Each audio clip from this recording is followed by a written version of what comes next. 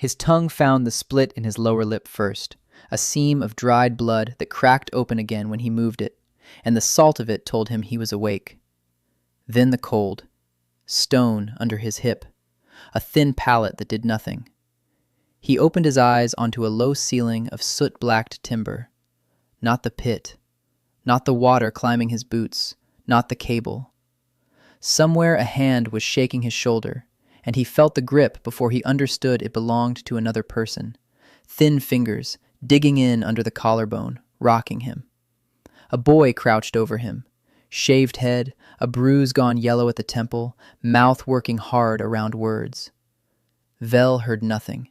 He waited for the words to arrive the way sound arrives late when you first wake, and they did not arrive at all. The boy's lips closed and opened. A bead of spit jumped off them and caught the light. Still nothing.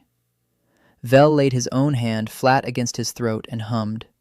Felt the buzz roll up under his palm, steady, working, and not one grain of it reached him. So the rig was live. The signal just wasn't getting through. The boy gave up talking and shoved the bowl into his hands. Cold pressed through the clay into his fingers. Gray gruel, a skin already on it, a single dark husk turning slow at the edge. His stomach folded over on itself, hard, and that was its own news. This body had not eaten in a long time. He could count the work of it. Wrists like green sticks. A forearm he did not recognize, paler than his own had ever been. A rope burn healing across the back of it. He ate. 2 fingers, then a scoop. Then he tipped the bowl and drank the rest down cold, and the boy watched him do it with the flat care of someone guarding a thing he might have to defend. Halfway through, he stopped. He set the bowl on the floor and pressed both thumbs into the hinge of his own jaw, the way you check a panel for a loose screw, and ground his teeth slow. The grind climbed up through the bone into the back of his skull. He felt it. Every bit. The motion, the pressure, the small, wet crush of the husk between his molars. None of it made a sound that came back to him. Deaf, not damaged, sealed. His hands wanted to shake, and he held them still on his knees, and the holding was the only thing in the room that felt like his own. There had been water before this. Black water rising in a concrete pit, and a cable he had known was bad, and he had stepped toward it anyway, with his ears full of 40 years of other men's noise. He had wanted it quiet, just once, the off switch. He had got the quiet. The boy touched the back of his hand, once, light, the way you test a hot stove, and pointed at the door, and through the wall under Vell's bare feet, the floor gave a single deep kick, a swell of weight rolling through the stone, gone before he could name it. A bell. A big one. He felt it leave the building. The boy was up and hauling at his sleeve, mouth shaping the same word over and over, and Vell let himself be pulled onto legs that were not his and held him up anyway. The dust on the windowsill had thrown itself sideways with that kick. It sat now in a fresh line, finer at one end, and he caught himself reading it the way he'd read a meter for 30 years, not because he meant to, but because his hands had nowhere else to go. His daughter used to lay her palm flat on the speaker cabinet to feel the low notes. She was 8 the last time. The memory came up clean and then folded shut, and he let it. He understood then, standing in a stranger's body, with a stranger's hunger still loose in his gut, that whatever had answered him in that pit had granted the wrong half of what he asked.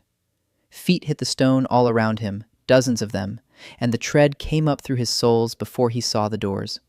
The crowd carried him out of the cold cell and down a long aisle, still blue with the dark before dawn. The boy kept a fist in his sleeve and steered. Then a hand pressed down on his shoulder until his knees found the floor, and he was kneeling in a row of shaved heads, breath smoking, the whole line bowed the same direction.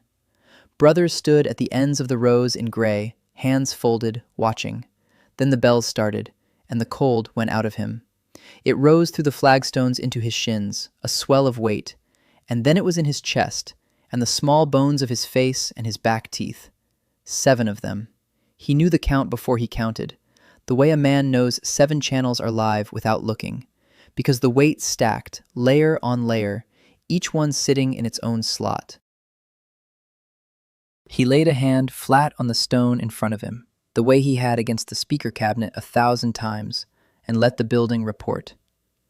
The lowest sat in his gut, slow and broad. Above it, a second, narrower, harder. A third that buzzed in the bridge of his nose. He climbed the stack one at a time and found all 7, each holding its place in the chord, and for the length of it, he was not a starving boy on a cold floor. He had his hands on the work again.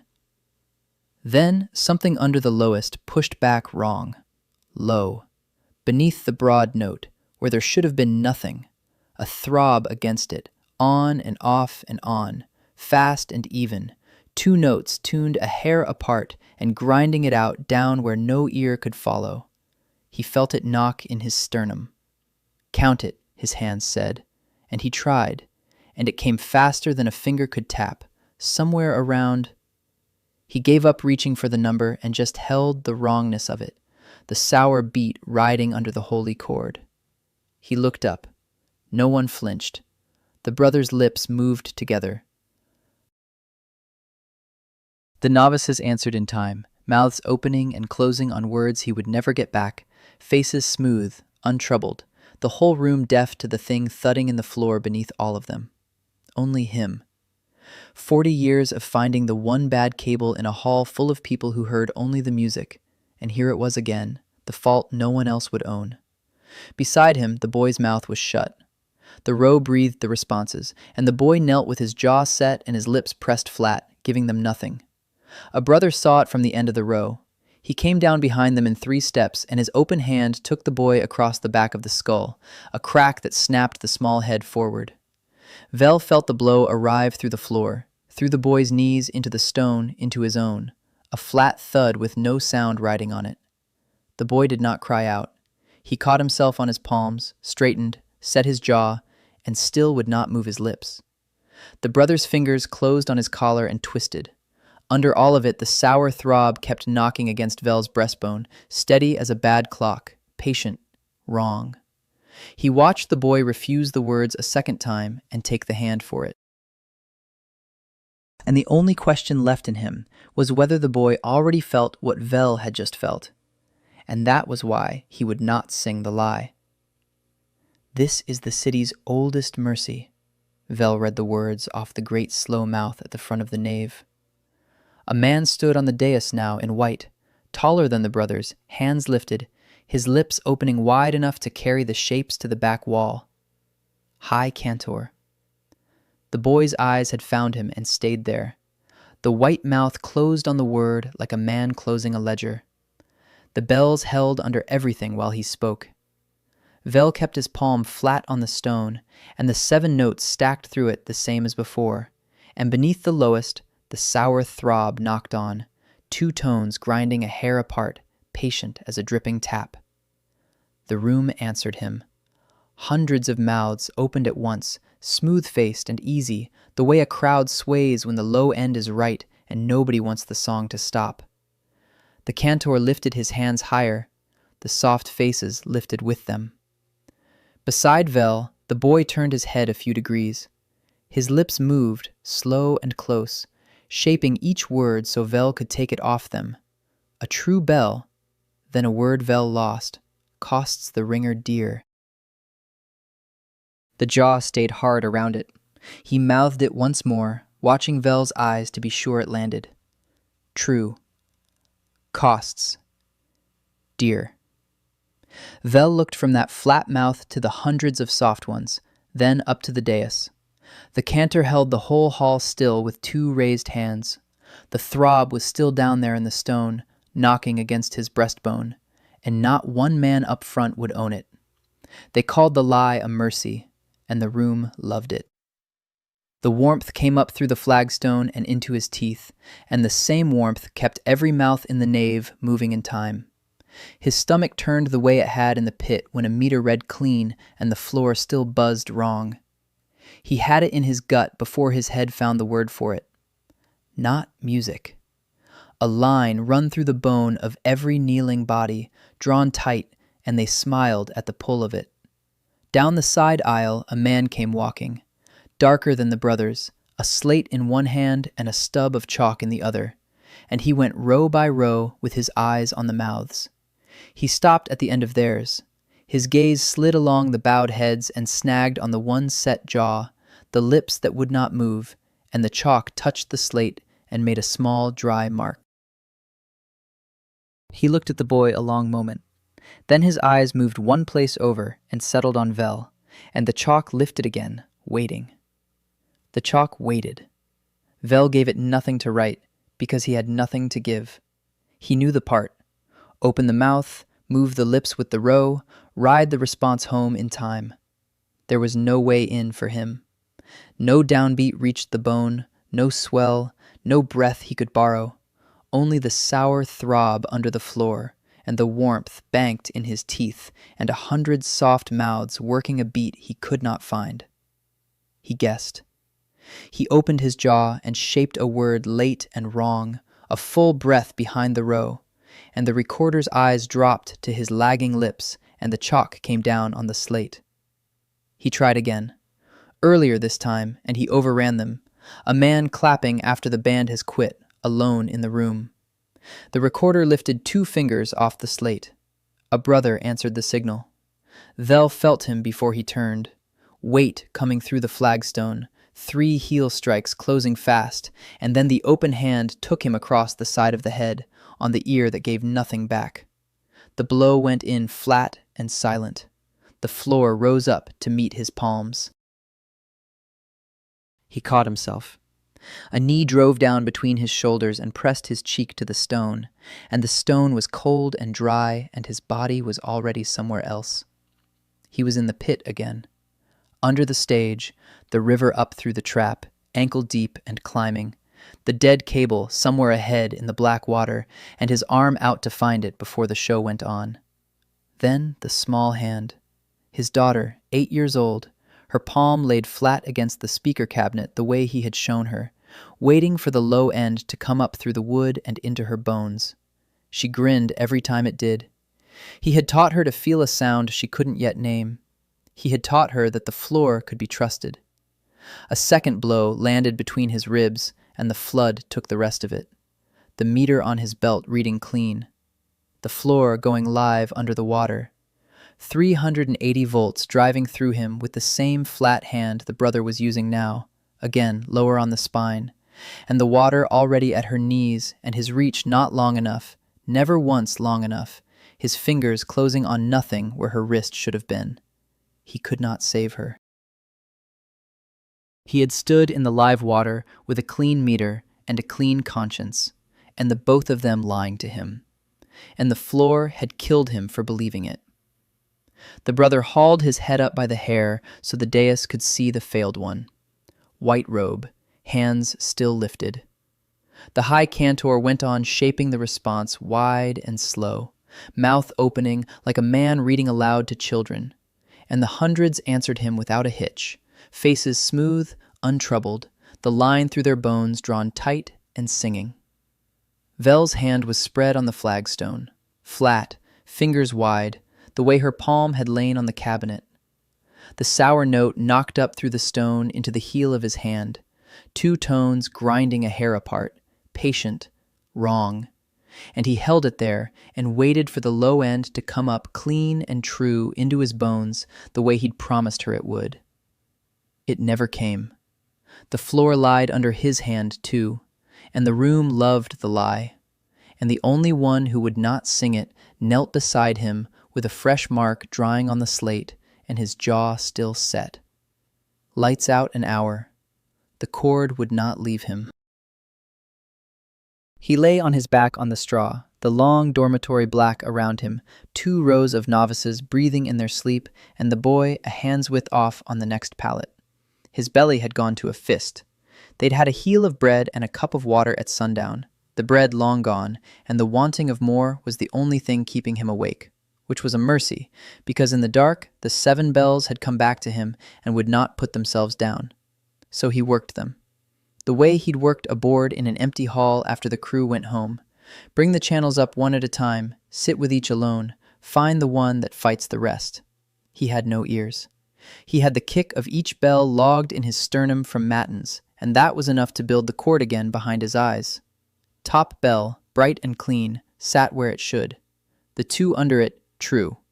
He pulled them down one by one and left the bottom alone in the dark of his head. There it was. Not one tone, two, a hair apart, grinding, and the grind had a rate to it, a flutter, fast and even, the same flutter that had knocked under his palm that morning. He set 2 fingers to the side of his own throat and found his pulse. He counted the flutter against it, the way he'd once counted the warble of 2 oscillators dragged out of true, fingers on a cone, alone in front of a hung speaker.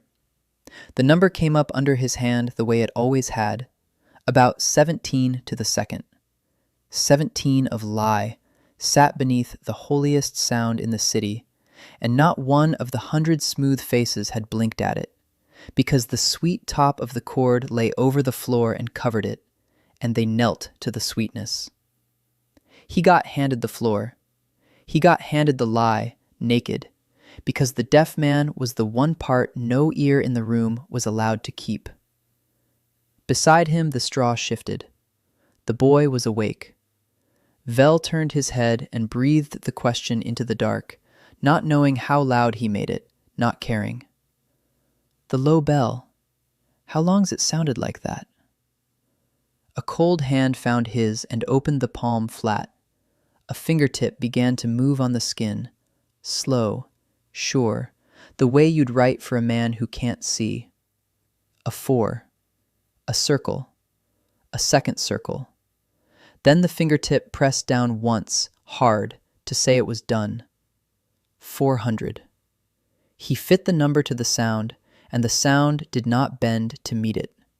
Not adrift. Not something gone slack with the years.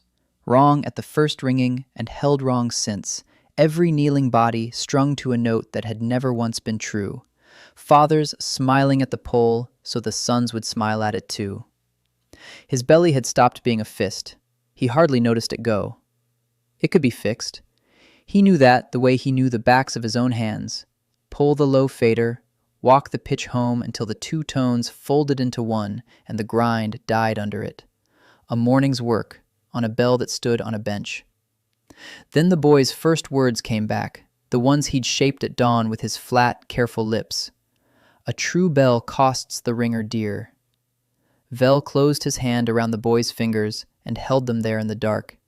He was the only soul in the city who could hear the thing was broken. That made him the only one who could end it. And whatever dear it cost, there was no other ringer to spend it but him. The boy pressed the heel of bread into Vell's fist and folded his fingers shut over it. Not for eating, to stop the hands shaking before they had a job to do. They went up while the dormitory slept. The boy took the tower stair first, no candle, one hand on the rope rail and the other reaching back each step to set Vell's bare foot down on the worn middle of the stone where it would not skid. The cold came up through his soles like water finding a level. 40 steps, maybe 50. The bread stayed in his fist the whole climb, and he forgot he was hungry. The bell loft was a low, square room with the floor open to the drop. 7 shapes hung in the dark, biggest to smallest down the rank, dead still on their headstalks. Vell found the small one by feel, the last in the line, no bigger than a wash bucket. He laid both palms flat to its lip. The boy went to the stairhead and crouched there to watch the dark below, his shaved skull a pale smudge, his job to listen for what Vell couldn't. Now the work. He brought the 7 up behind his eyes, every kick logged in his chest from matins. The whole cord stood up at once in his skull. Then he pulled 6 of them down to nothing, muted them flat. Left the small bell ringing alone under his hands, soloed, one tone naked in the dark. It had a hair of wrong in it, small, the kind no ear in the city would trouble to notice. He set his weight against the cold bronze and pushed the pitch the way he'd once walked a tuning peg, up by a thumbnail's turn, slow, watching the beat. The tones slid. The grind in it stuttered and dragged and began to fold down toward a single clean line. The beat slowed under his palms. He counted it against the pulse in his wrist out of old habit. Closer, closer. The two tones leaned in toward each other and met. Then sound came. He had not heard one thing since the river took him. For the length of a breath, the bell rose up, not through his bones, but the right way, through the ruined dark of his ear, a thin silver wire of an actual note, his to keep. And his throat shut on it, and his eyes stung, and he leaned harder and walked it the last hair home. A piece of it went out, not faded, cut. A band dropped clean out of the middle of the sound, there and then gone, a notch where a tone had lived half a second before. The wire of the bell rang on around the gap with nothing in it, a hole he could have pointed to with a finger, dead air sitting in the exact spot where a frequency used to live. He knew the place the way he knew a bad channel on a board. He reached for the tone again inside his own head, and his hand closed on the empty fader where it had been. His knees gave a little. He kept his palms on the bronze. The boy was up off the stairhead and across the boards without a sound, both hands on Vell's arm, the small face turned up close to read him in the dark. Whatever it found there made the boy go still. He lifted one cold hand and laid two fingertips against Vell's ear, gentle, asking. Vell shook his head once. The bell hung quiet and true between his hands now, folded to one line, fixed, a thing he had made right. Inside his skull, a tone was missing and would not stop ringing where it wasn't. Cold came off the glass. One slit cut the loft wall on the courtyard side, no wider than his spread hand, and Vell set his eye to it because the boy was tugging him toward the stair and he wanted one look at the drop before he took it. Below, the yard lay blue in the hour before light. A girl stood at the well. Small thing, a scullery child. A kettle hung from both fists, and her sleeves blacked to the elbow. She hauled the bucket up, hand over hand, in the dead-level way he'd watched the whole congregation move at matins. No hitch, no glance down, the body laboring and the face wiped smooth. Water slopped over the stones at her feet. She did not look at it. Then she stopped. The bucket swung loose on its rope, and she let it swing. Her head came up.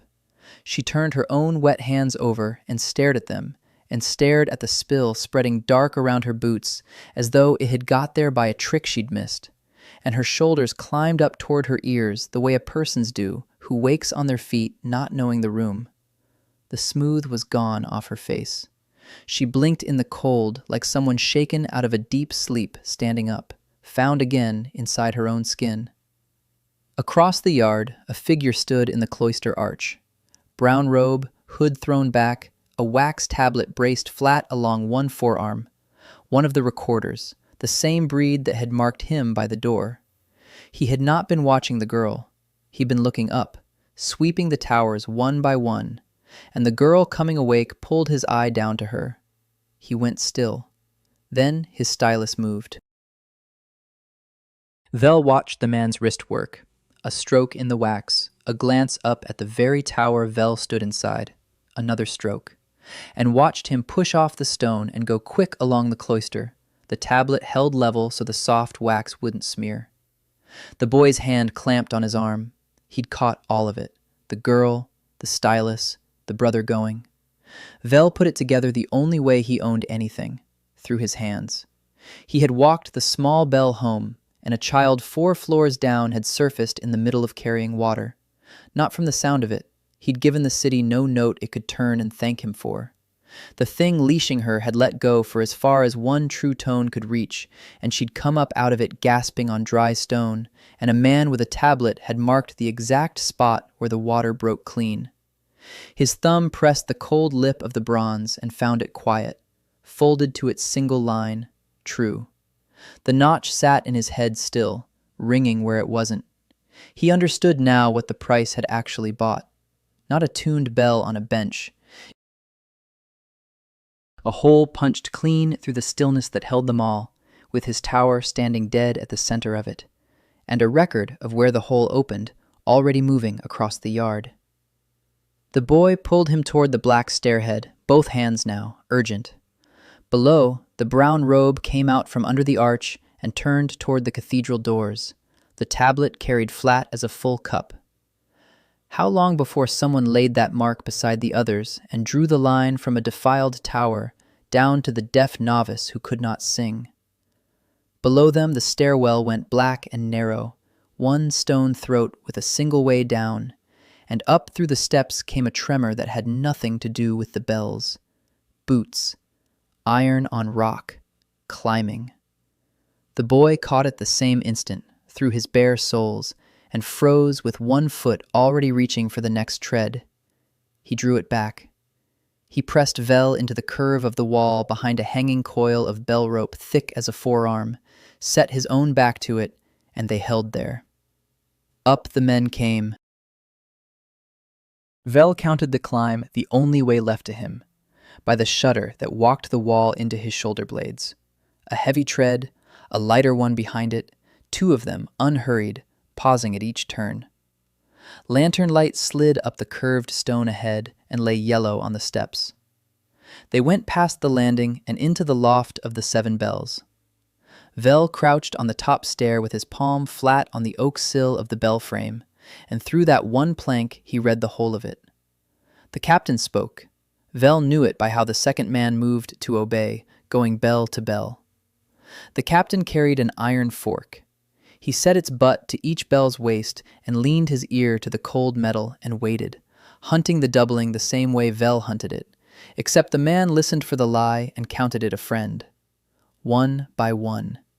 Each test came down through the frame, into the sill, into his hand.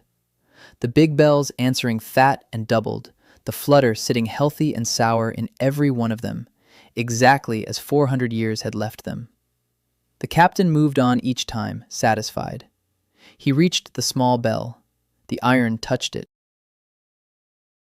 The line Vell had walked home, single, clean, folded to one, answered up through the wood, and the captain went still over it. The lighter boots stopped dead.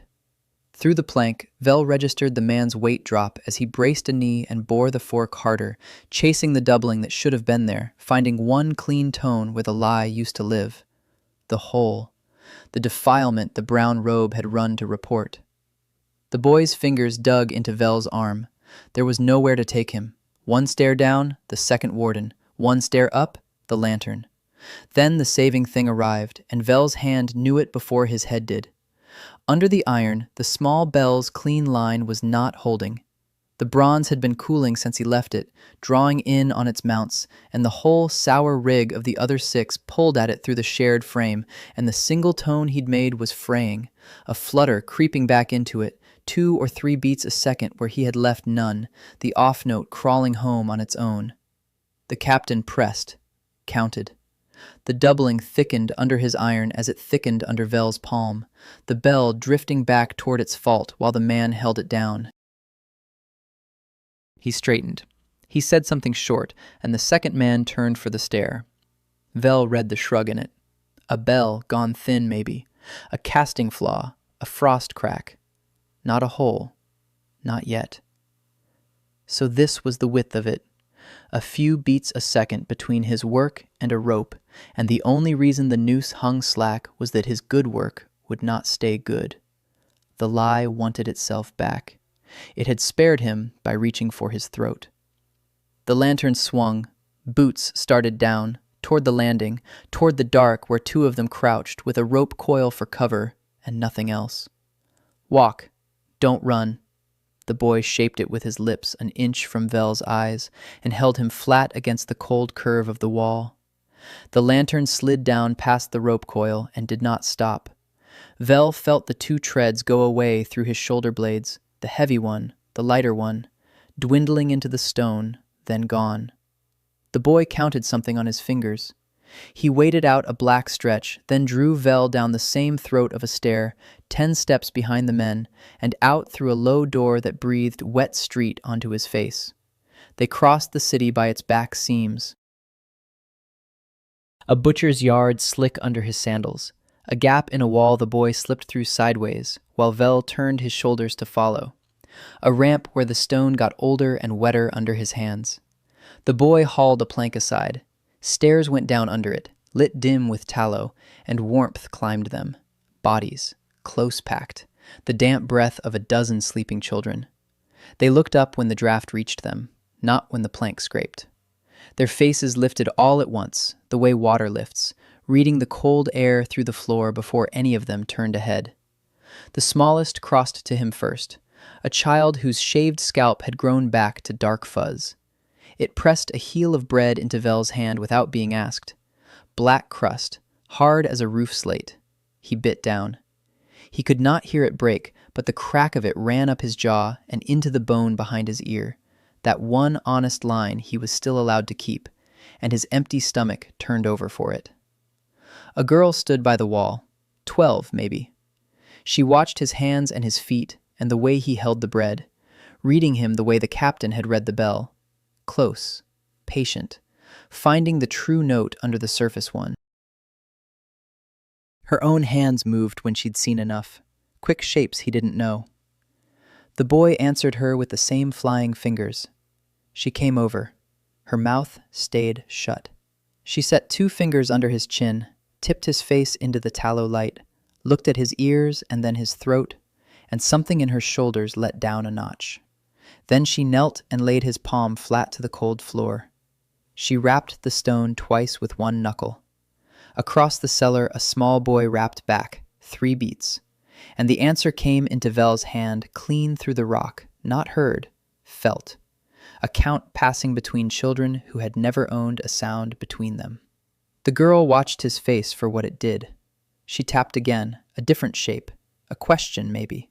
He tapped it back without thinking, the way you echo a level down a line to prove the line is good. Her whole face changed. Not the soft pity the cantors wore, something flatter and better. She had him, the way you have a man who speaks your trade. The children near her went still, then leaned in, small palms going down to the floor one after another, all of them reaching for the count he'd just made. And the quiet they sat in was not the quiet that had been beaten into him at matins, nor the band cut clean out of his hearing in the loft. No one had done it to anyone here. He had simply walked down a plank stair into a room where silence was the language everyone already spoke, and the door had not closed behind him. The girl tapped her own chest, once. Mira. Then she pointed at the smallest ones bedded along the far wall, 2 fingers folding them under her like a hen draws chicks, telling him plain whose they were and that they were hers to keep. Vell looked at his hand on the stone. Under it, the small boy's knuckle beats were still coming, steady, 3 and 3, and he left his palm where it lay and let them come. The first man who taught him pressed Vell's palm flat to a live amp and told him to feel for the buzz that shouldn't be there. He'd been a kid. The torn cone fluttered under the note where no eye could catch it, and the old hand made him find the fault blind, with his skin, before he'd let him near a tool. That flutter was still in his fingers when he lifted his palm off the cellar floor.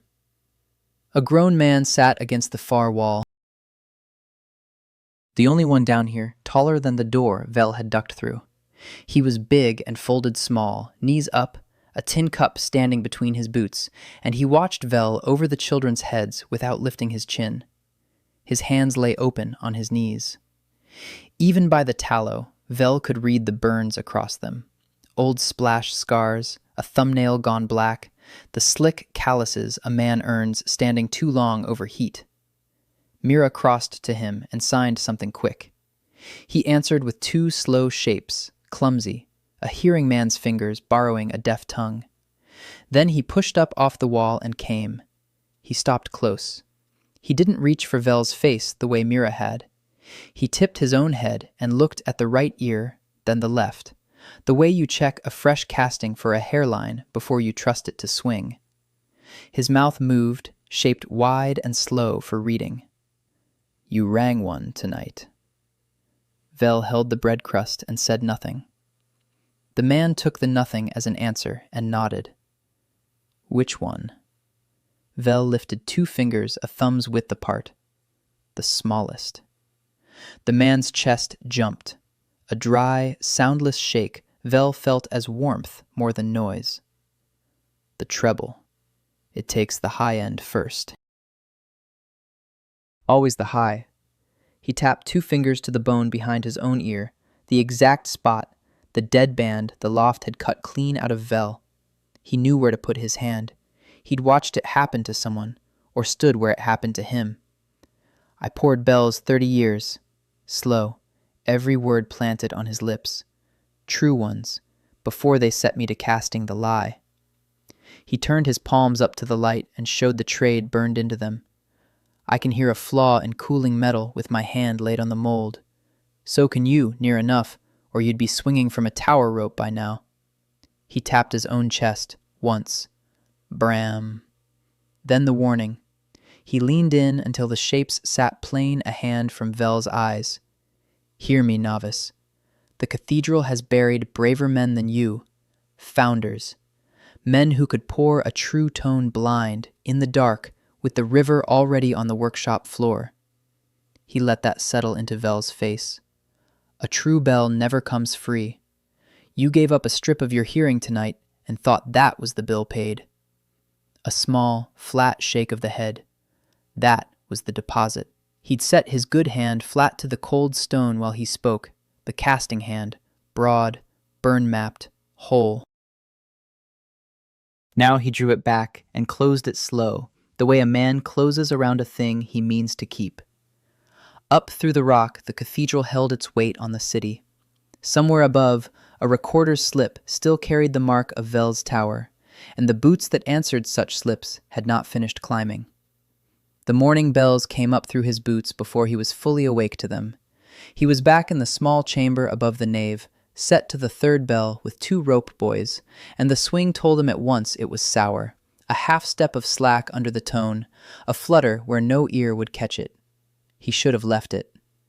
His hand found the tuning iron's place against the lip anyway, the reflex of a man who can't abide a buzz in a clean line, and he pressed 2 fingers where the metal lied and walked the wrongness back toward true. The price came faster this time. A band high in his skull dropped dark, the way a channel cuts when someone pulls the cable mid-show. No pain, only a strip of the world gone quiet that had not been quiet a breath before. Then the dust jumped.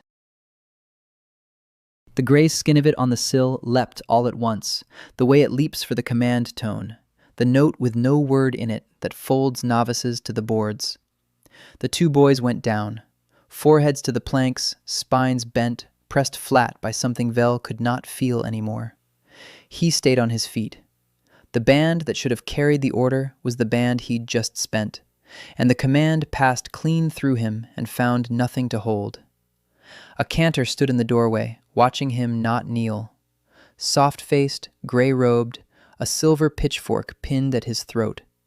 He crossed the chamber without hurry and lifted a thumb to Vell's ear, tipped his head, read the dead place in it.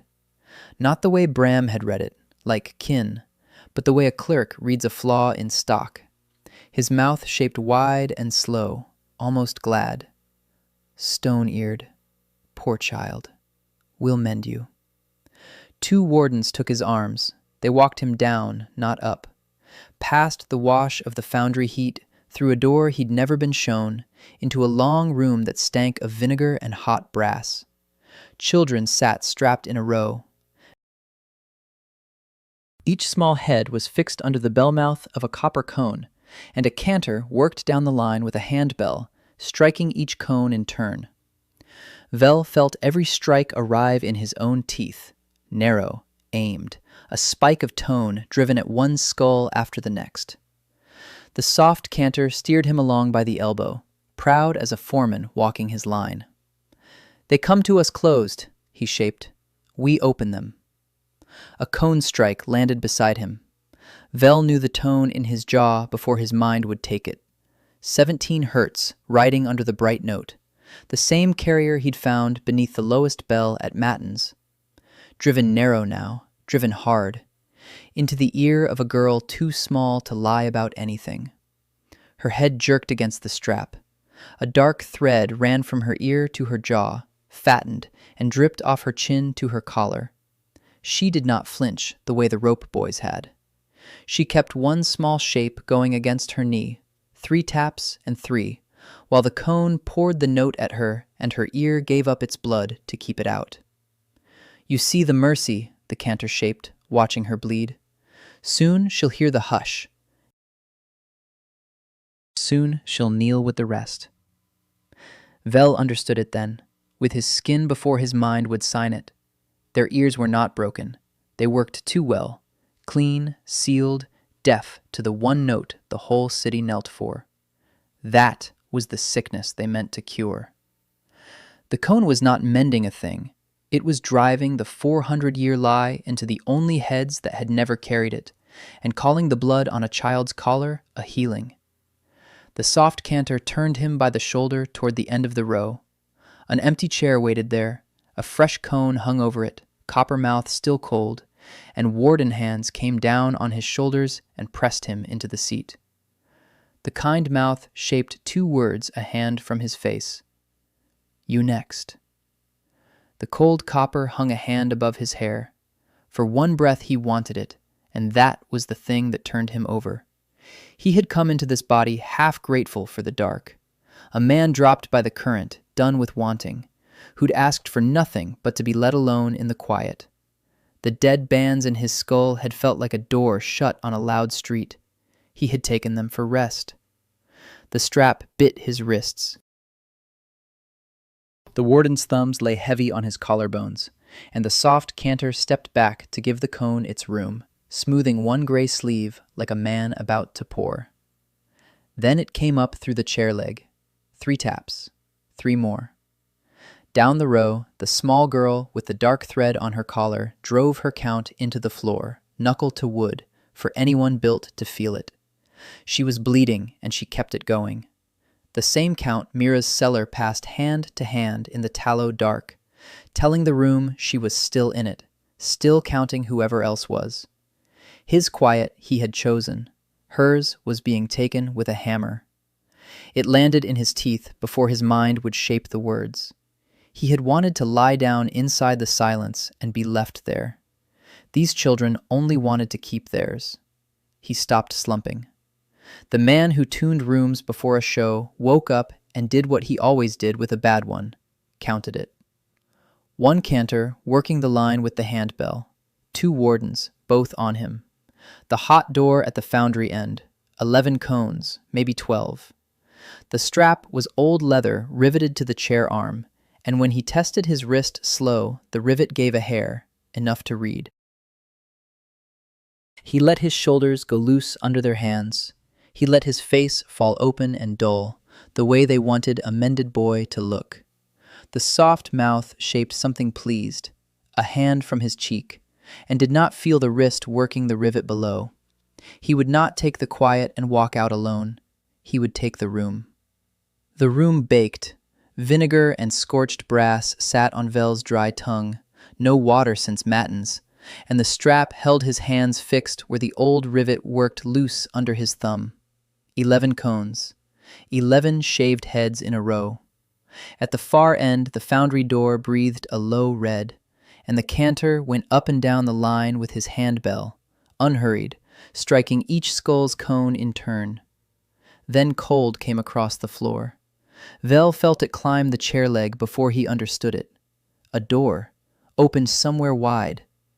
Down the row, every small head lifted at once, the way water lifts when you tip the pan. All of them turned toward the draft before a single boot scraped stone. The handbell stopped mid-swing. The soft cantor straightened, smoothed his gray sleeve flat, and bowed from the waist. High Cantor Severin came in. He was an old man, and he crossed the floor slowly, taking up more room than his body did. He did not look at the children. He crouched by the wall, laid his palm flat to the stone, and shut his eyes, the way Brahm laid a hand on a cooling bell to find the crack in it.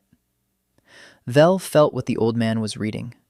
Under everything ran the carrier, the 17 hertz lie, and somewhere along it a thin place, a spot rubbed wrong, the same fault that frayed back into the third bell after he'd cleaned it. Severin's hand found it through the floor. The old man opened his eyes and spoke. The soft cantor caught the words and passed them to the wardens, mouth working fast, and Vell read the tale of them off the gray lips. The disturbance sits under the novice tower. Severin's palm stayed on the stone. Someone has been speaking to my bells. Double the guard on every stair, the soft mouth shaped. Seal the tower at vespers. Severin stood. He walked the line now, slow, until he reached the small boy with the dried thread on his collar, and he watched his hand. 3 taps against the chair arm. 3 more. Weak, but going. He tilted his head until the rhythm resolved for him. "That one is still counting," he said. They pass it between them, hand to hand.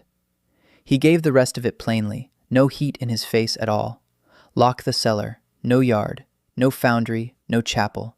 Keep every one of them under the cones, day bell and night bell, until the counting stops. Whoever loosens my concord leans on these children. Take their hands off the floor, and I take his off the rope. A warden went out the hot door at a trot to carry it down. Then Severin's eyes came to Vell in the chair. The soft cantor leaned in and shaped a word at the old man's ear. Stone-eared, freshly mended. Severin looked at the slack, dull face Vell gave him, the loose shoulders, the empty mouth, and lost interest the way a man steps over a floor already swept. He flicked 2 fingers toward the stair. Send him up, double his watch. A warden unbuckled the strap. The rivet Vell had worked half an hour to read fell slack and useless in his lap. Hands lifted him by the arms. As they turned him for the stair, he felt, behind his back, the fresh cone come down over the small boy's head, and his count drive up through the floor once more, fainter now, 3 and 3, into a room that would keep him there until it ended one way. 2 wardens fell in at his shoulders, close, and left no hand's width between him and them. The wardens turned him left at the foot of the stair, not up, and shoved him through the hot door into the foundry. Heat slapped his face. His tongue sat dry as a strap behind his teeth, and the air down here tasted of coke and scorched sand and the iron tang that never left the back of his throat. Bram was at the anvil. The big man stood over a green mold with his sleeves rolled, one palm flat on the cope, eyes half shut, reading the flaw in the metal as it cooled. He didn't look up. The burn scar shone wet on his forearm. His casting hand, the whole one, the good one, spread on the mold and listened through the skin. Then the floor told Vell the old man had come in behind him. Severin crossed the sand slow, 2 more wardens at his back, the gray cantor a step behind with his mouth ready. The high cantor stopped at the anvil and laid his own palm on the cope beside Bram's, and for a breath the 2 hands sat side by side, both reading the same cooling iron, both finding the same thin place crawl under the surface. Severin's lips moved. The gray cantor passed it along, and Vell caught the shape off the old man's mouth. "This bell is true. You poured it true." Bram took his hand off the mold. He spread both palms, a man holding nothing, and shook his head slow, the picture of a tired founder who'd cast what he was told. Vell watched him build the lie with his whole body. Good work. It almost held. Severin nodded once, satisfied, and that was worse than any shout. He spoke to the wardens. 2 of them walked Bram to the anvil and bent him over it, and the old founder didn't fight. He went where they put him and laid his good hand flat on the cold iron face himself, fingers spread, the way you set down a thing you've already decided to lose. Severin lifted the swage hammer off the bench. Vell felt the first blow before he saw it land. Up through the sand, through the soles of his feet, a short, hard jolt with no ring in it at all. The second came. The third. Each one drove a flat shudder into his shin bones, and the dust on the bench jumped and settled and jumped again. Bram's mouth tore open. Whatever came out of it, Vell was not given. He only had the spine arch, the tendons stand in the neck, the spit string from lip to iron. The gray cantor leaned to the old man's ear, lips working, and Severin spoke down at the ruined hand, and this part the canter turned outward, to the room, to the wardens, to the dull, mended boy by the door. A true bell costs the founder his hand. It is only fair. The rope takes the ringer, the mold takes the maker. No one touches my concord for free. Vell stood with his loose shoulders and his slack, empty face, and did not let one muscle of it move, because that hand on the anvil was his own trade, the same fault sense, the same palm laid flat on cooling metal, and he had set it there as sure as if his own fist swung the hammer. Every night he climbed the tower and cleaned a bell true. He kept the face dull. Nothing he had ever tuned cost him more. They peeled Bram off the anvil. The hand hung wrong, fingers turned where fingers don't turn, and the founder gathered it to his chest and stayed on his feet. For the children, Vell understood, so none of them would see him carried. Severin set the hammer back on the bench, square to the edge, a tidy man putting a tool away. He looked at Vell as he passed, at the slack mouth, the stone ear.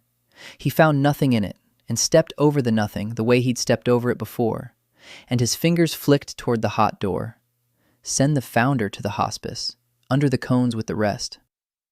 They dragged Bram out, his boots cutting 2 long furrows in the sand, and Vell read the drag marks where they ended at the red door, and gave the wardens at his shoulders the same mended boy blank, while the weight of what he had done to that hand came down through him and lodged in the bone and would not lift. The bowl was barley gone to paste, and Mira set it by his knee and waited for him to eat. He couldn't. His own swallow reached him packed in wool now, the band of hearing he'd spent on the foundry stair gone the way the rest had gone, one more door shut at the back of his head. He pushed the bowl toward the smallest child instead. The girl took it with both hands and didn't look away from his face. Mira read that. She read him close, the way she'd checked his hands and feet and throat that first night, and her own hands came up and made one shape. Bram. He nodded. He laid his palm flat on the cold cellar stone, the way the old man had laid his on the mold, then turned it over and bent the fingers where fingers don't bend. He let her watch the picture finish. The tallow flame leaned, stood. No one in the cellar made a sound. He was given to keep. He reached past the candle and took the chalk stub off the ledge. On the swept stone he drew the cathedral first, a box, and 7 short strokes hung inside it. He tapped the lowest. He drew a clean line under it, then dragged his thumb through the line and left it crooked again. He did it twice more, line and smear, line and smear. A man planing a warped board that springs back every dawn. Mira had seen him come down those stairs gray. She knew the smear. He wiped the whole box flat with his sleeve. Then he drew again, off to the side, away from the cathedral entirely. 7 new strokes. He pressed each one hard enough to chalk dust his knuckle, and he didn't tap them like the old ones. He set them down like he was setting down good iron, slow, square, true from the pore. Mira's eyes went from the new 7 to him and back. He pointed down, through the floor, lower. He cupped both hands and let water run out of them. Her mouth went thin. She signed fast, sharp at the wrist. The children, she meant. The ones the high cantor held under his cones. And Bram's hand. And then she held up her own hand, fingers spread wide, and closed it slow to a fist. No caster. The man who poured true had paid the hand that pours. He took her closed fist and turned it over and opened it, palm up, and laid his own palm flat against it. Then he touched his chest. He touched the floor where the cathedral box had been, and he made the smear motion one last time and shook his head slow across it. Done with that. Done nudging a rigged room. He tapped the new 7. He tapped his own ear. He held up the same fist she'd made, then opened 2 fingers off it. I know the price. I'll learn the pour. We build the whole chain clean, from nothing. For a long breath, she only looked at the chalk lines and the candle and the bowl the small girl was scraping. Her face didn't soften. It set. She reached over and took the chalk out of his fingers. She drew an 8th mark, low under the 7, and pressed it deep. Water. the flooded undercroft, the thing that would hide a forge from any ear in the city. Then she drew a ring around all 7 and the water both, one closed circle, and put the chalk back in his hand and folded his fingers over it. Her hands came up once more, level, certain. Then we cast 7. The bread went down before the children did, a black heel of it, knotted in a rag at the end of a wet rope, lowered into a shaft that gave nothing back. Vell paid the line out hand over hand. The weight stopped. Then it jumped twice against his palm, the small girl's 2 taps from below, telling him the rag had touched water she could stand in. Mira knelt at the lip of the drain and kept the candle low, so the light stayed down in the hole and off the walls. Through the cellar stone, a tremor came up into his knees, slow, even, iron-shod. Wardens, working the lane overhead, trying the doors. He laid 2 fingers on the flag and counted the gaps between their steps the way he'd once timed the slap back off a hall's back wall. 6, then 6. Not hurrying yet. He pointed at the oldest boy, then at the rope. The boy sat into the loop, took the knot in both fists, and went over the edge with no face on him at all. Vell took the weight. It was nothing, a sack of kindling, a soaked coat, and he let it down slow, reading the line for every snag it caught and printing each one into his hands so the next child would clear it. The rope bit his palms. He was glad of the bite. Mira passed them to him one at a time. She checked the loop at each small chest with a tug and let go only on his nod, and the second child went, and the third, down past the candle into water he could not hear close over their ankles. Then the dust jumped. It lifted off the flag in a fine gray skin and settled again, and he felt the new weight before he understood it. A boot, square on the street grate not 10 feet above his head, and stopped, standing there. The tremor ran down the same beam the children hung from, and at the bottom of the shaft the small girl felt it too, because the rope went still in his fist. Dead still. Every child on it holding without being told. He looked at Myra. She had her hand cupped over the flame, choking it to a red coal between her fingers, her eyes up at the grate where a seam of torchlight now lay across the black in one thin bar. Against his palm, from far down in the water, came 3 taps, then 3 more. The girl, keeping the count he'd given them, passing it up the rope into all those gripping hands to hold them steady in the dark, a thing no bell up there had ordered and no cone could drive in. The bar of torchlight swung. Boot grit ground on the iron above. A gloved hand came down through the slots of the grate, fingers spread, feeling the dark, reaching for the rope. The heat found his back teeth first. He knelt on the one dry shelf of the undercroft, the flood lying black and flat a foot below the ledge, and across the coals the crucible glowed, orange at the rim and white gold down in its throat. The wardens had moved on. They had gotten everyone down. Now they worked. Bram crouched at the mold with his broken hand bound flat to a slat. He could not lift. He could not pour. He signed the order instead, clumsy and slow with his good hand. Wait. Wait. And his eyes stayed on the smallest girl, the one with the dried blood thread still on her collar. She had both palms on the crucible's clay jacket, not near it, on it. Vell watched her face for the flinch, and it never came.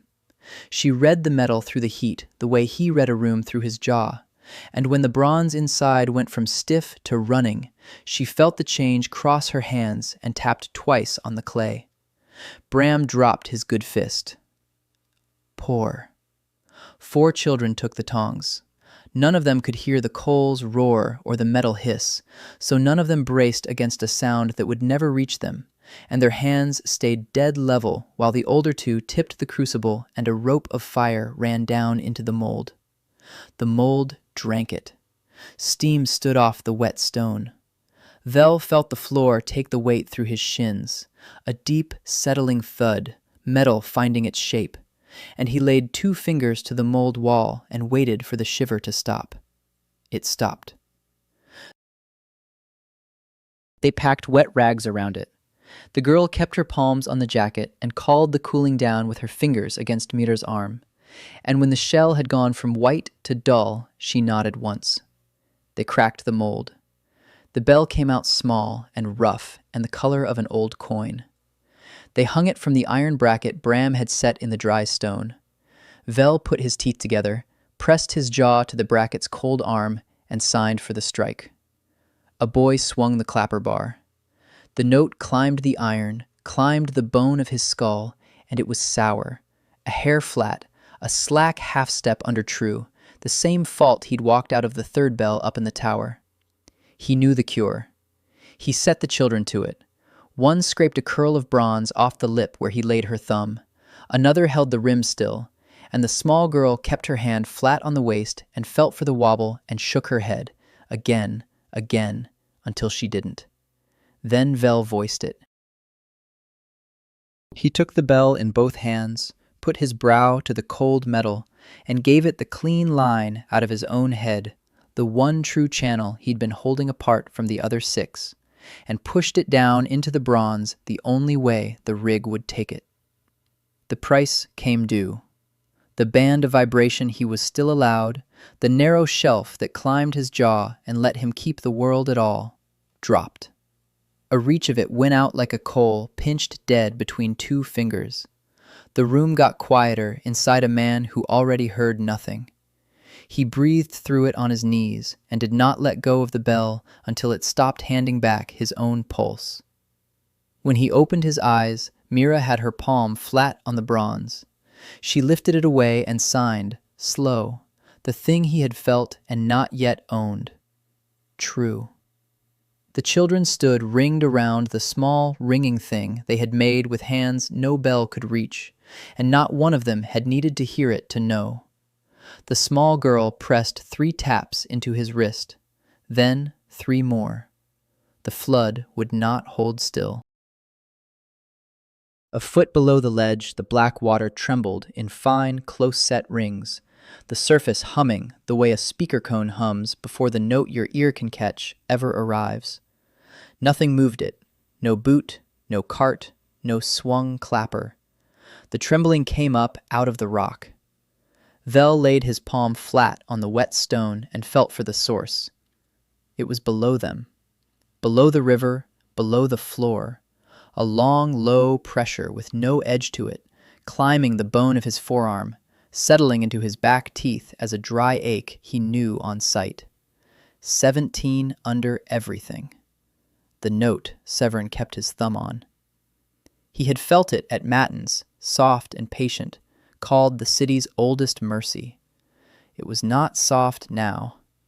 Mira had her hand on the new bell's waist. She snatched it back like off a hot grate and turned to him, her chalk dust fingers spreading the question against the dark. He had no answer she'd like. At his feet, the small girl with the blood thread had gone to both knees, palms hard to the floor, mouth open and reading. The lie had come all the way to the bottom of the world, and she had her hands down in it. He pressed his jaw to the bracket where their true bell hung. The note was still there. He found it under the weight, the clean line they'd paid for, thin and right. Then the 17 rolled up beneath it, and the 2 tones began to grind, a beat opening between them, slow and wide. The true thing buried under the loud false one and shoved back a half step every cycle. He could barely feel their bell. He had to fight for it through his own skull. Up at the grate, the gloved hand was gone. That told him more than the note did. The warden had pulled his arm out of the dark and quit feeling for the rope, because his master had taken the work off him. The whole city was the hand now, every stair and lane and locked tower pressed flat under one tone turned up to its full throat. And overhead, the hearing were going to their knees in the streets, while the deaf went on counting. Bram felt it through his bound hand on the slat. His good fist came up. He signed one word, slow, the floor shaking the gesture loose at the end. Faster. Then he jabbed 2 fingers at the cold crucible, at the 6 molds still empty, and drew his thumb hard across his own throat. Vell understood the clock had started. The lie cranked to its limit was the clock. Severin could not hold the city this loud for long without splitting his own bells, so he give it a window and dare the heretic to work inside the roar. Drown the true tone under the false one. Make the dark hum too hard to hear a clean line. The small girl lifted her face and tapped 3 on the stone. Then 3 more, slower, her hand jumping each time the pressure rolled. He put 2 fingers to the flood and felt the water climbing the rings toward the ledge, the 17 driving it up, and over their heads the iron of the grate began to ring in sympathy. A long climbing whine in the bracket, in the stone, in the roots of his teeth, as the lie reached down past the river to lean its full weight on the one dry shelf where 6 empty molds still waited. The token came back instead of water. The boy who'd walked him up the tower had gone up the drain shaft with the tin pail, because the flood on the ledge ran black, and the children had taken to licking salt off the cold molds, and he came down empty-handed with a brass disc shut in his fist. He opened the fist against Vell's palm. A warden's tally, the cathedral's open mouth stamped in the metal, the rim nicked smooth from 100 stair counts. Warm. Down here, where the water ran ice, the thing still held a man's heat. Vell turned it over. No warden dropped his reckoning coin. They were strung on a thong at the belt and counted at every landing, and a man who lost his lost a finger for it. So it had not fallen. It had been set down. Somebody had crouched at the mouth of their shaft, close enough to lay it on the lip, and lift it away again without a tremor. Vell could have caught regardless. He pressed 2 fingers to the stone and read the lane above. Nothing rolled in it. No cart on the cobbles, no dray cart's iron tire grinding the gutter, no scuff of the fishwives who worked the dawn end of the street. And at this hour, the lane should have been shaking under traffic, the rumble coming down through the rock into his teeth the way it had every gray morning he'd lain in the cellar. The street had been swept clean, cleared, posted, held, and someone stood in that quiet now, waiting on them. Bram read it off Vell's face before Vell signed a word. His good hand came up shaking. The bound one he clamped flat to his chest. He'd held the full concord through the night with his jaw set, the 17 ringing him while the deaf children counted clean and untouched beside him, and the brass disc in Vell's palm finished what the tone had begun. His mouth opened. Whatever came out of it moved the air against Vell's cheek. Then Bram lunged off the slat, swept the nearest small girl up under his ruined arm, and drove for the shaft, leaving the cold crucible, the 6 dry molds, the one true bell, clawing one-handed at the ladder rungs to haul a child up into the very street he'd just been shown was teethed with wardens. Mira caught him at the second rung. She got both fists in his collar and hauled back, heels skating on the wet shelf, and she would not let go. The girl spilled loose, dropped to the ledge, scrambled back to her place, 3 taps, palms hard to the stone. Bram hung off the ladder with Mira's whole weight dragging him, and his face turned up into the black of the shaft. Vell laid his hand flat to the floor to pull the man down by sense if it came to that. The stone answered first.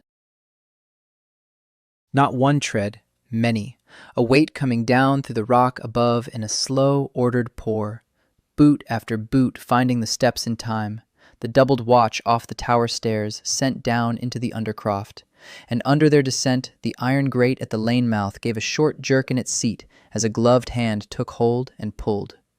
The grate tore loose of its seat and let the smoke up.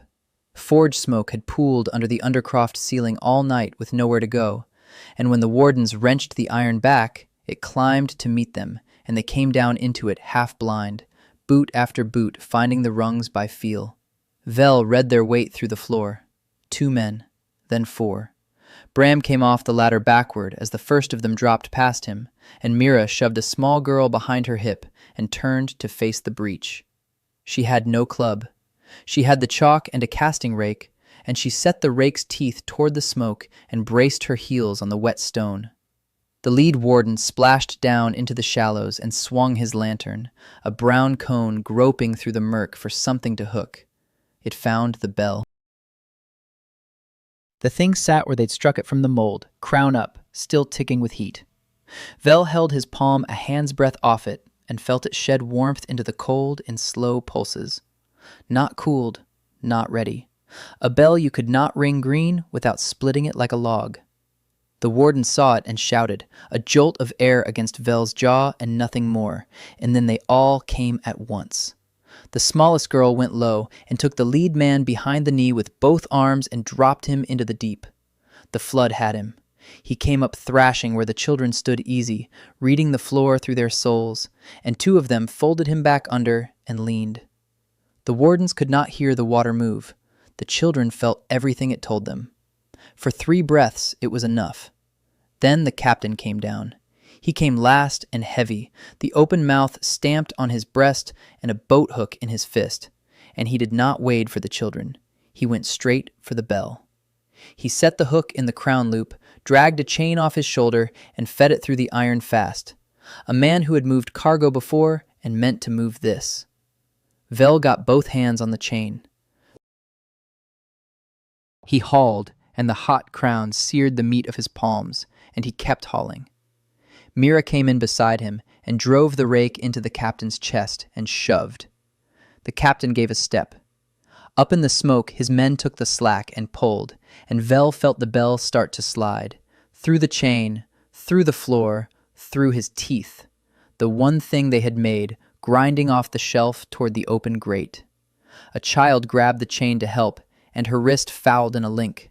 She came off her feet. The pull took her up with the bell, dragging her toward the deep edge, heels skating, mouth open on a cry Vell was not allowed to keep. Mira saw it in the same instant. Her hands flew. Let go! Let go! The rake already gone from her grip, both arms reaching for the girl.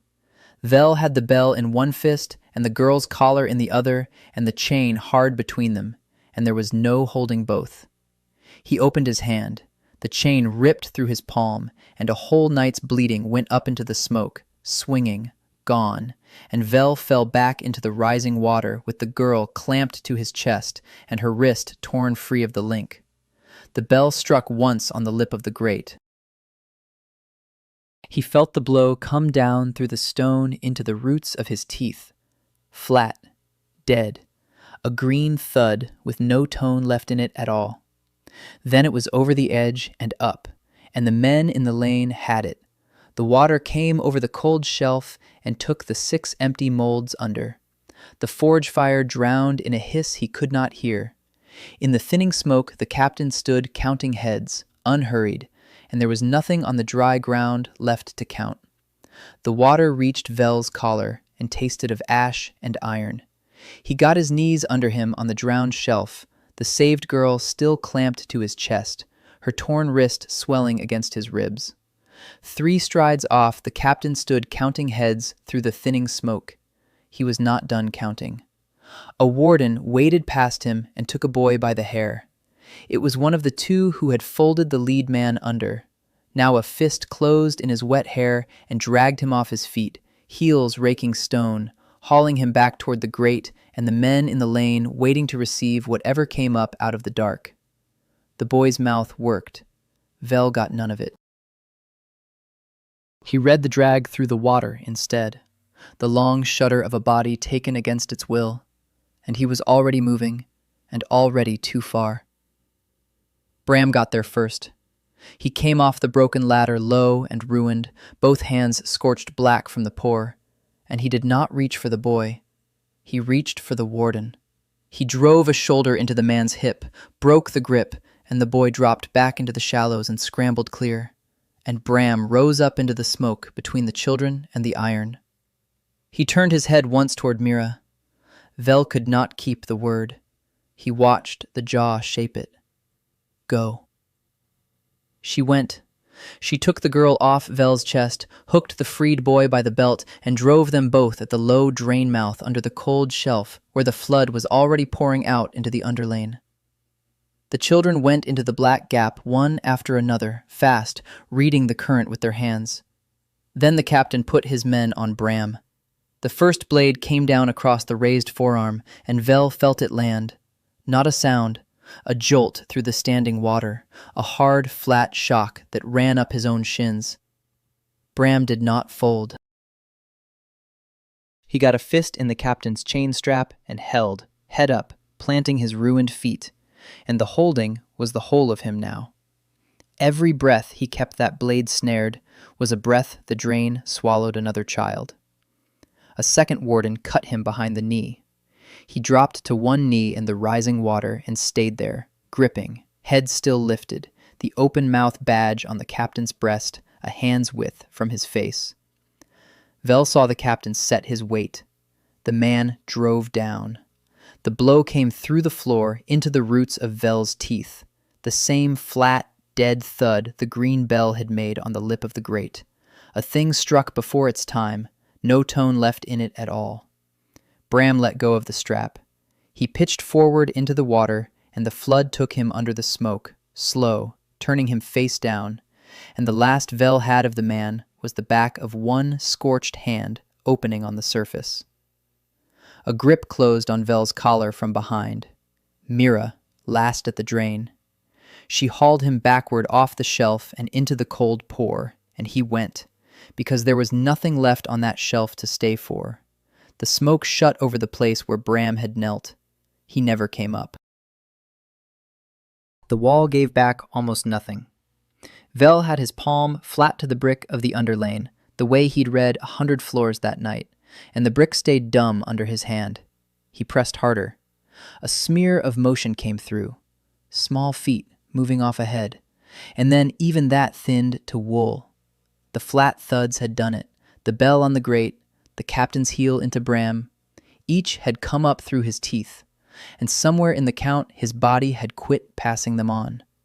He took his hand off the wall and made himself crawl after the others. The drain had let them out into a brick gut barely shoulder wide, ankle deep, the water running off toward the river. Mira knelt in it. She was counting the children as they came up out of the black, touching each wet head as it passed her, tapping the tally against her own thigh because the chalk was gone with the rake. 3, then 3. The little ones came through, coughing river out of their noses, and one of them still had the sling crossed over her chest, the true bells riding in their wrap of sacking and rag. Vell got a hand into the wrap. He counted them the only way left to him, knuckle to bronze, feeling for the live hum each gave back when he flicked it with a nail. 6 answered. Clear, each its own pitch, the set they'd tuned over 4 nights in the wet. The 7th did not. He found it by the dead spot. A hairline run clean through the waist, the metal split, no ring left in the thing at all. A child's thumb had been holding the crack shut the whole crawl out. He looked up to tell Mira and saw her hand had stopped. She was staring back down the pipe. Her fingers hung in the air mid-tally, one short, and she did it again from the start, touched the head of each child crouched against the brick, lips moving, and came up at the same place, one short. She rose. She went 3 steps toward the black mouth and put her own hand flat to the water pouring out of it, reading the current for a body still in the dark. Nothing came. Far back up the pipe, where the drain bent toward the cleared lane, a light moved. Not torch yellow, the cold white the wardens carried. It steadied and held, and in its glow a small shape was lifted off its feet, heels off the brick, exactly the way the boys had been, and carried up and out, toward the white mouth, toward Severin. Mira's hand came off the water. She did not go after it. She could not, and the math of it was on her face, and she turned away from the light and put the children moving instead, hooking the nearest by the collar and driving them on toward the river end. Vell stayed one breath longer with his palm on the brick. The big note found him there. Not through his dead ears, through the floor, through the standing water, up the bones of his hand. The Concord, the full throat one, still laid flat across the whole city above their heads, one sustained tone bearing down on every street at once. Even ruined, even with the wool packed into him, he could still feel that. The lie was loud enough to reach a man who had nearly nothing left to feel it with. 6 true bells against it, riding in a wet sack, one split through the waist, one child gone up into the white. And Bram under the smoke with the back of his hand still open on the water. He took his hand off the wall and followed Mira into the dark, and over them the city held its single note and did not waver. The cellar smelled of tallow and cold ash. A boy of maybe 6 crouched against the coal chute with a candle end in his fist, not for light, but to eat it, gnawing the soft tallow off the wick because there had been nothing since the river. Vell pried it loose from him and put a strip of dried apple in its place. Above them, the chandler's floorboards held still. No feet yet. He had the bells out on a sack across his knees. 6 he had already flicked, nailed to bronze, and 6 had given back their own clean pitch. The 7th he had poured himself 2 nights back, in a fish smoker's brick oven with stolen scrap and a borrowed crucible, and it had come out thick-lipped and a half-tone flat. He flicked it now, and pressed it to the bone of his jaw, and flicked again. The wobble climbed into his teeth, where a clean tone should have sat level. Close enough to carry, not close enough to win. Mira came down the chute ladder. She touched 2 fingers to the back of his hand. Ready? And he turned his palm flat, their sign for no, then tipped it a hand's breadth. She read it. Not right, but it will go. She had the children already in their 3s against the wall, and she went down the line, touching each head and tapping the brass tally against her thigh. Came up whole. 9. She drew the route with her hands, the chute, the Cooper's alley, the square. Last, she made the cathedral and laid a flat hand over it, the Concord pressing the streets so the hearing knelt where they stood. Then she pointed up under its arches, where the chain would hang. They went before the light. The lane lay empty, the way only a held city is empty. Doors shut, a dropped clog in the gutter, a dog flattened to a step and not barking. Vell read the cobbles through his soles, the heavy, slow pulse coming down off the cathedral, stronger street by street. The children moved in their 3s, the bells split under 3 coats so no one back carried the whole set. At the mouth of the Cooper's alley stood a warden, white surcoat, a copper cone slung at his hip, a staff laid crosswise over the gap. He was checking a knot of kneeling folk one by one, tipping each chin to the light to read the eyes. The deaf gave themselves away by holding steady. The hearing swayed with the note. Vell felt the man's heel shift and the staff butt grind the stone before he let himself look. Mira did not stop. She pushed the smallest girl forward, the one with the recast 7th slung flat against her spine, and folded the child's cold hand into Vell's. Then she stepped up to the warden herself, chin already lifted, eyes wide, swaying half a beat behind the note like a fainting penitent. The warden's hand shot out and caught her jaw. The whole alley went still in Vell's soles. He kept walking, the girl's hand in his. 3 steps, 4, past the staff, past the white shoulder, his back braced for the grip that would close on the sack. The warden turned Mira's face to the light and watched her eyes. She let them roll. Her knees buckled and she went down against his arm. His lip curled at the weight of one more swooning penitent, and he shoved her off toward the gutter and turned back to the line. Mira found them 2 corners on, mud down one side, the tally already counting in her fist. She put them all against the Cooper's wall in its shadow and pointed across the open stone. Vell felt it then. Not heard, felt.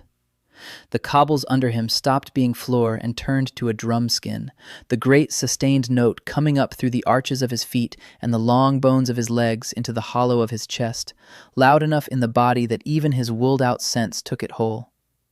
They were inside the working distance now. Every bell in the sack would catch this and want to answer. The 7th did. Against his sternum, the sour bronze began to shiver on its own, picking up the lie, straining to sing it back. He clamped his hand flat over the rag to kill it, too late by a hair. The hum had jumped his palm and run out into the stone. On the cathedral steps, a white head came up and turned toward the alley, and the cone at its shoulder swung to face them. "You climbed all this way to hear it." Vell read the words off the cantor's mouth, white lips in a white face, the man standing at the head of the choir with one hand already laid on the rope. They had come up the last stair and stopped. The chain hung down the middle of the stone floor, cold iron thick as Vell's wrist, running up into the dark where the great Concord sat in its cradle. Mira had the children backed against the carved stalls. 9. Severin stood between them and the rope, alone, no wardens at his shoulder, an old man in a clean surcoat who did not need them. He saw the sack against Vell's chest. He saw the rag, the clamped hand. His mouth moved, and Vell took it slow off the lips. "Bells. You carried bells into the bell's own house." Vell said nothing. He had no voice to spend, and the man knew it. The cantor stepped closer and tipped his own chin to the high windows, the way the wardens tipped a penitent's, checking the eyes. Whatever he found there opened the white face. Not anger, something worse. The look of a man who finds the lock on his own door already hanging loose. Death. The word came flat off his mouth, certain. He nearly smiled. "They sent me a deaf man to break 400 years. He took the rope in both hands. Vell felt it before the arm finished its pull, the floor under his soles drawing tight, the long iron going taut, the cradle far above shifting its load. Then the cantor hauled, full weight, full reach, and the great Concord spoke. It came down through the stone and into his heels and up the bones of his legs and filled the box of his chest until his back teeth ground against each other. And it did not drop, did not breathe, because the man leaned his whole body into the swing and fed it one long, even shove of the city's belief, straight at the 9 children at the wall. They went down. Every hearing child in the world would have. These heard nothing, and their knees folded anyway, the air itself pressing them flat, and Mira caught the smallest by the collar and held her up by main strength. Severin watched Vell over the moving rope. His mouth worked between hauls, and Vell read it in pieces. 400 years, every throat in this city. And you. He knew. He had felt the sour 7th answer back in the alley, and he knew exactly what rode in the sack, and it did not frighten him. He pulled again. The note doubled down. Dust came off the stalls in a sheet, and the chain itself hummed so hard the iron blurred along its length. Vell put his free hand flat to the cold of the nearest pillar and read the great note all the way through, felt where it sat. Felt the cradle it rode, the weight of the swing, the long, unbroken breath the man was pouring into it. Severin was giving it everything now and holding nothing in reserve, daring the floor to carry one other thing. That was the dare laid bare. Outsing this. Outsing it with a half-tone of stolen bronze and a deaf man's 2 hands. The cantor let one hand off the rope and pointed. At the sack, at the children, at the door behind them, and shaped the last of it slow enough that Vell could not lose a single word. "Ring them, then. Go on. The first true note you let loose in this house, I bring straight down off the cradle and through your spine, and through every child standing with you." His hands were already in the sack. He spilled the 7 onto the cold floor and set the mouth up in a row at his knee, the recast 7th squat and thick-lipped at the end. Severin kept hauling. The killing weight poured down through Vell's shins, and the children stayed folded at the stalls, and Mira gave up lifting them and braced her own back to the carved wood and watched his hands. He laid 2 fingers on the lip of the first bell, tapped it with the heel of the other hand. Not a ring, a reading. The buzz crawled up his wrist and met the great Concord coming the other way through the floor, and where the 2 crossed he felt them fight, and a hair off that, he felt them agree. The lie sat low in the great note, a long, ugly wallow under everything, slow as a barge in mud, dragging 400 years behind it. Somewhere in his 7 was its opposite. He went down the row the way he'd once gone down a board of faders in the dark. Palm flat, dead. Palm lifted, let the bronze speak into his bones. Dead, speak. He soloed each one against the floor and shoved aside the 3 that swelled the wallow and kept the 4 that bit into it, and the sour 7th, half a tone flat, came down nearest of all to clean opposite. Severin's eyes went from the rope to the hands and back. No true note had come loose in the air. His mouth opened around the wrong word. "What are you—" Vell struck all 5 together with the flat of both forearms. He could not hear them. He felt them leave his arms in one shove and run out across the stone, and he felt them find the great note where it lived under the floor and meet it and start to eat it. The wallow thinned. Down at the wall the pressing eased off the smallest child's neck, and her head came up an inch. Then Severin understood. His face did not break. It set. He took the rope in close to his chest, and instead of hauling out, he let his weight drop and threw the swing wide, and far above, in the dark, Vell felt the cradle let go of its load. Not a ring now, a fall. The whole weight of the great Concord coming down off its seat to drive straight through every spine in the room, the way the man had promised. It came. Vell felt it arrive in the floor like a wagon dropped from a roof. He pressed his palms onto the 4 ringing bells and the 7th, and held them in phase, riding them, lifting one a breath, damping another a breath, keeping their backs square against the falling note. And the falling note ran into them, and could not find a wall it expected, and folded into them, and was swallowed. Dust stood off the stalls in a sheet, and hung there with nowhere to go. But it wouldn't stay. The bells wanted to drift. Bronze always drifts. To hold them dead on against that much weight, he had to feed them out of his own body, lean his chest into the lock, pour the buzz that still lived in his jaw and his back teeth down through his arms and into the bronze to keep it true. He felt it draining, the buzz in his skull thinning like a tide going off a flat. That was the last of it, the only sound the body still kept, the grind he checked with 2 fingers, the vibration that had been his eyes in this deaf world since he woke in it. He could lift his hands now and keep that last flicker, and let the notes slip, and let Severin's weight through. Or spend it, all of it, into the lock. Across the rope the cantor stared at him, and hauled and got nothing back, and his clean white face came apart at last, an old man heaving on a line that had gone slack in his hands. Vell pressed down and let it all go out through his palms. The grind in his teeth stopped. The hum left his jaw, left his chest, left the floor under his knees.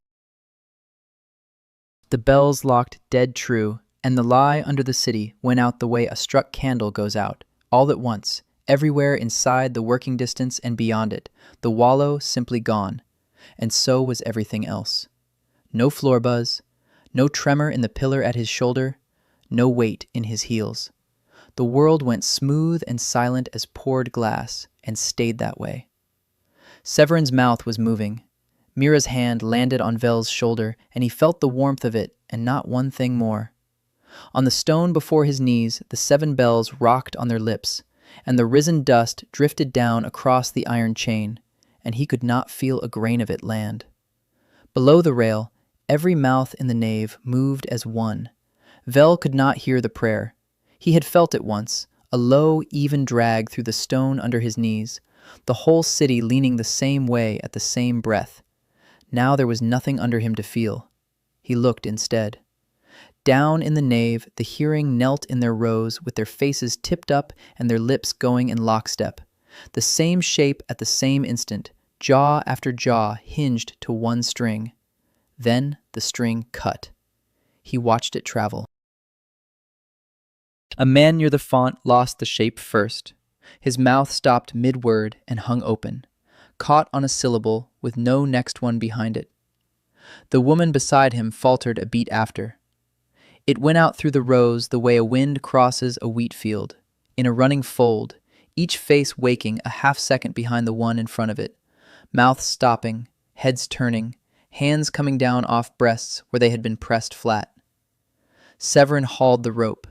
He took it in both fists and dragged it down to his hip and threw his weight on it the way he had thrown his weight 1,000 mornings, and the cradle far above gave him nothing back. No swing, no note, only slackline piling at his feet in loose coils. He hauled again. His shoulders worked under the white braid. The cord burned a red welt across his palms, and the great bronze hung dead on its broken seat and would not speak. At the wall, the smallest child had her head all the way up now, the iron chain gone slack across her collarbone. She was watching the crowd below, and her face did not change, because nothing had changed for her. She had never heard the note that held them. Neither had the boy beside her, nor the two behind, counting themselves off in threes with their fingers pressed to each other's wrists. Mira's grip tightened on Vell's shoulder. He felt the warmth of her hand and each finger in it, and he turned his head. Her other hand was down at her thigh, knocking the brass tally against the bone of it. 1, 2, 3, and round again, counting every head at the wall before she let herself look at Severin at all. Severin dropped the rope. He went to the rail. He raised both arms over the nave the way the carved saints did it in the stone above the doors, and his chest filled, and his mouth opened wide, and he gave them the word. Vell saw it leave him, saw the cords stand in his throat, saw his breath stir the dust along the rail. The command that had folded the city's knees for 400 years. Below, a few near the front flinched toward the floor out of old habit. Then they stopped. They did not kneel. Vell watched faces find the old man at the rail and hold on him. Not lifted in worship, not tipped toward the bells, only level. The flat, steady look a crowd gives a man who has climbed too high and slipped. A baker in a flower-gray apron got to his feet. A woman hauled her child up off the stones by the arm. One by one, then, in a spreading stand, they came up off their knees, and not one of them came toward the rail. Severin's arms were still up over a room that would not fall. Then the smallest child stood. She got her feet under her, lifted the chain off her own neck with both hands, and let it fall in a loop of cold iron down the steps. And every grown face in the nave turned, not toward the man who had poured the concord, but toward her. The bread was still warm when they put it in his hands. He stood in the foundry door, the same undercroft, but they'd torn the boards off the street stair, and daylight came down it now, gray and ordinary, falling across the casting floor where the green bell used to hide. The flood was pumped out. The sand pit lay open to anyone who cared to walk in off the lane, and people did. A cooper with a split kettle, a woman who wanted a doorbell-sized Honest and True, a boy sent down with a sack of scrap, and a coin folded in his fist. Mira sat on the lip of the pit, with the children ranged along it, eating. He watched them eat. They tore the loaves and passed the halves down the row, and the smallest one, the girl who had dropped the chain off her own neck on the cathedral steps, held her crust in both hands and worked it like a pup at a bone. Mira's free hand moved along their shoulders without her once looking down. 1, 2, 3. Round again. The brass tally knocked against her thigh. She came out short by 1. She always would.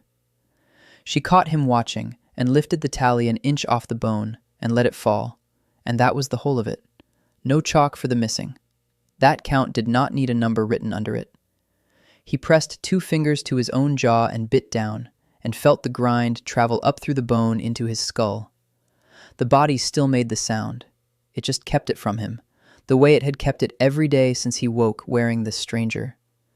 Under the eating, under the open floor, the stone said nothing. He laid his free hand flat to the cold sand at the pit's edge and waited, the way a man lays a palm to a wall and waits for the deep knock that tells him where the timber runs behind it. Nothing answered. No floor buzz. No far drag of the Concorde pulling the city over to one side. For years now, in this place and the one before it, he had gone down into stone and standing water with his fingers spread, reading past the living for the one weight he had not been quick enough to lift, reaching after his girl in every floor that would carry a man. He reached now, out of long habit, down into the silence after her. There was nothing there to find, and for once he did not dig. He left his hand where it lay and let it rest, the grain cool and dry under his palm, and he stopped listening for her. Not because she had gone. She had been gone a long time, and no floor in any city was going to give her back. The dark he had kept her in had simply gone quiet. The quiet was clean, and it had no edges, and it was his to hold. He had crossed a long way looking for it. Here it was. The smallest girl came across the floor to him with half her crust held out, the open hand of someone who has only just learned there will be more bread tomorrow. He took it. He sat down on the cold lip of the pit beside Mira, in the gray light coming honest down the open stair, and ate the bread he could not hear himself chew, and the silence stayed where it was, and he let it stay.